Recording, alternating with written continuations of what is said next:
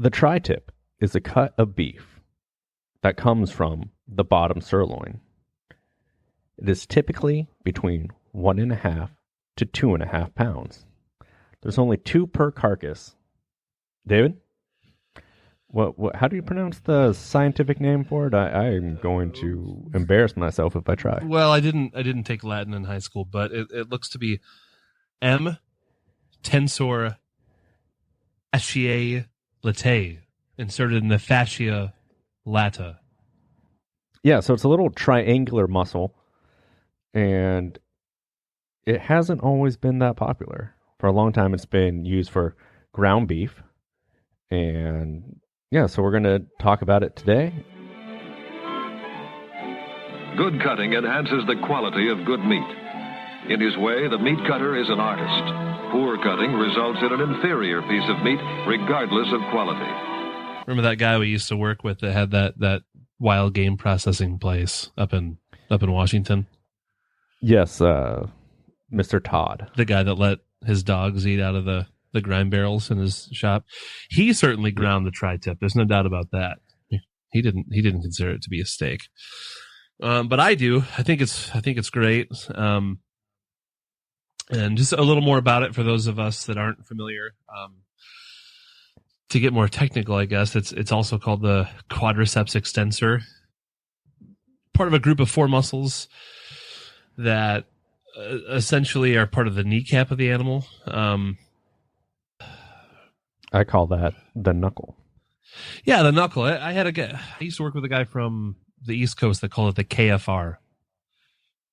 And the tri-tip's lost, usually on the East Coast, or when I worked on the East Coast, we would do a square cut to drop the loin, and call those drop loins. Yeah. And if you want to save the tri-tip, you do what's called a diamond cut. Okay. And that's more of an angled cut and that will keep it on the drop loin. Oh. Or I've seen people cut the knuckle off with the tri-tip still on it. Sure. I have cut tri-tips off and then kept it attached to the sirloin flap in the past. That's what I like to do is leave it as part of the flank.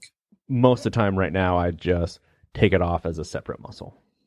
Yeah. Okay. That's interesting. So you do an angular cut with a breaking saw, whatever it may be. And so you'd basically end up getting a bit of a chunk of the knuckle as well when you were doing that drop loin. Well, you would use knife work until you got to the bone. I see. Okay.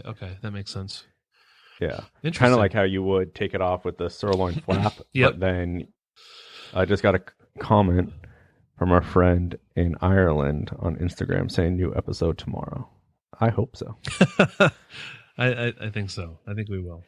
Anyways, some more about the tri-tip. So in Europe, it's usually sliced into steaks, from what I understand.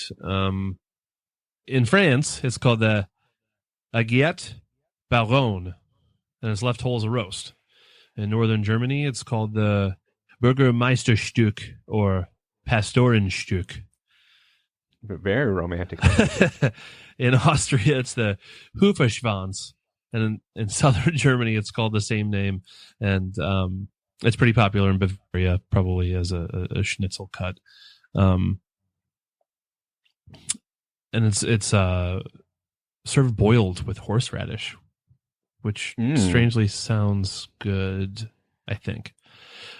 In Spain, it's grilled whole, and they call it the labio de cadera. In Central America,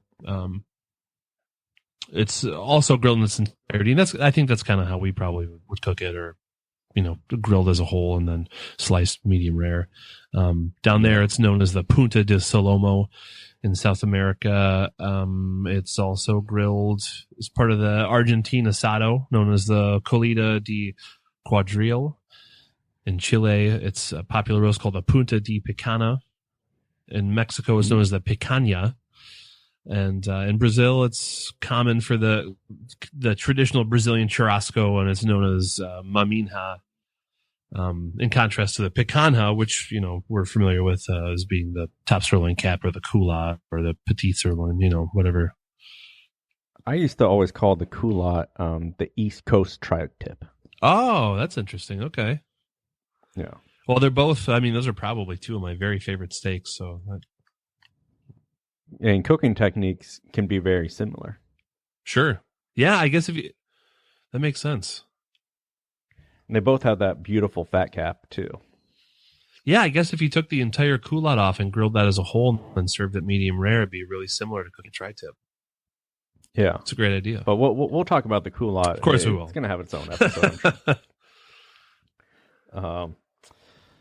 And I can't wait to get feedback from all of our friends around the world on how you did on those local pronunciations. Yeah.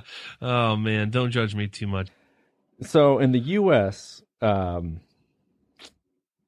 tri-tip definition in the MAMP, which is the North America's Meat Buyer's Guide, is a 185D. In New York City, that's a large city in the east coast of America, for those of you who don't know. The Florence Meat Market has popularized the tri-tip by cutting it into steaks and calling it the Newport steak. As it turns out, the tri-tip has a pretty rich history in California, where Travis is from, and I visited once. Santa Barbara, whoop whoop. And I went to In-N-Out Burger. If you go to California, your first thing you should do when you get there is go to In-N-Out Burger. And the last thing you should do is go to In-N-Out Burger. Yeah, I think that's kind of how I did it. And let me tell you, when my family comes and visit, In-N-Out is still okay after a 2.5 hour plane ride. I believe it.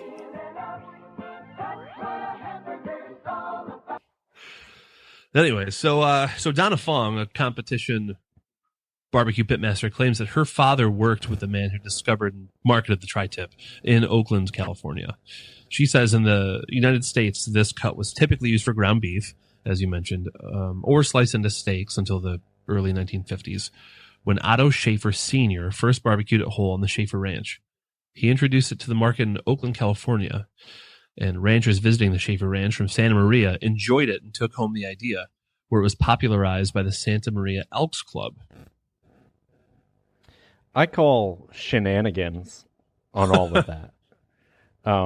Being from California's Central Coast, the Gold Coast, Santa Barbara County, I truly believe that the tri-tip was popularized in Santa Maria and that we're not thieves.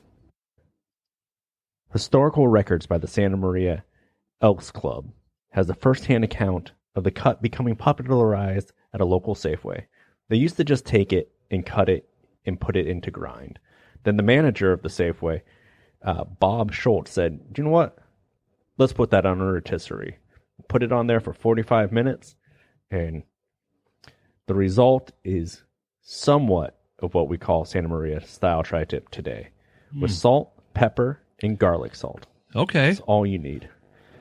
So Santa Maria style barbecue is typically either top block or, as we know, top sirloin, with the culotte still attached, cut into 2 chunks and put on big skewers and slowly roasted over a pitted fire. Okay. Because of the high winds in Santa Maria. Oh. The tri-tip is seasoned the same way, but put on a grid, still in a pitted fire, with an open flame, so there's no conductivity like you would have in a barbecue or your grill. Mm-hmm. And when I was growing up, if you went to a barbecue or a cookout in the summertime and there wasn't a tri-tip on the grill, then, you know, they messed up. Really? It wasn't every place had it. Okay, so this is like a major, like a major theme in, you know, Central Californian cuisine is grilled tri-tip. No kidding. And when I moved to Santa Barbara when I started high school from the Bay Area and never heard of it until I had a tri-tip torta, which blew my mind. No kidding. Yeah. I used to kind of moonlight on a competitive barbecue team up in Washington with a fellow. His team was Wibs and Fixins.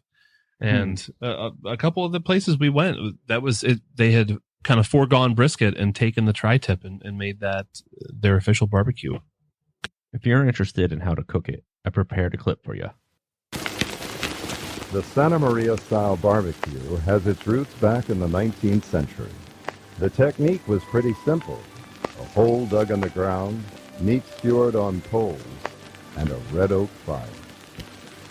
In 1931, the Santa Maria Club started a monthly stag barbecue which became famous across the state. Every step of the barbecue process was handled by a team. The team would first load up the barbecue pit with red oak wood, and then prepare the aged beef with a dry rub mixture of salt, pepper, and garlic salt. The seasoned beef was skewered onto flat steel rods and cooked over the oak wood for about an hour. This job was not for lightweights. One rod filled with meat could weigh up to 50 pounds. Soon, barbecue teams formed all over town. Their enthusiasm was as much a part of the barbecue as the meat they prepared. Entertainers like Danny Kaye, politicians like Ronald Reagan, and even Lady Bird Johnson experienced Santa Maria-style barbecue. The meat of choice was top block, until the barbecue masters discovered tri-tip, the triangular chunk of meat trimmed off the tip of top block sirloin. The key to tri-tip is the high quality of the well-aged meat. The method of cooking only over red oak coals native to Santa Maria, and the simple seasoning of salt, pepper, and garlic salt. Recently, Sunset Magazine called Santa Maria-style barbecue the best barbecue in the world. But these guys already knew that. They mastered the art of simplicity in barbecuing, and in turn, created world-class barbecue. I don't expect everyone out there to have a barbecue where you run metal skewers through the meat. So I would just take a regular barbecue, preferably one that can take charcoal. And if you get your hands on some red oak, that's great. If you can't, it's fine. You're going to have the barbecue open. You're going to wait for those coals to get nice and hot. You're going to place the meat on fat side up 15 minutes, flip it, 15 minutes, flip it again, 15 minutes, for a total of 45 minutes. Then take off. That's going to allow medium and then the thicker part to be medium rare. Let it rest, of course, before you slice into that thing. And starting with the fat side up is going to keep it nice and moist. That's very important. It's fairly windy there. You're getting a really high heat sear, good smoke. What are you serving this with in Central California? You do pinto beans. Okay. A nice salsa, like a pico de gallo, and then some strawberries, because Santa Maria's number one export is beautiful strawberries. No kidding. Yeah, so, and you'd want that, that would be your dessert. And then you would also, with the meal, serve it with garlic bread. Okay. Which it sounds like a mix of cultures. Sure. But I like to think that's what, California is. Would you grill the bread? Absolutely, you would. Like that grilled bread.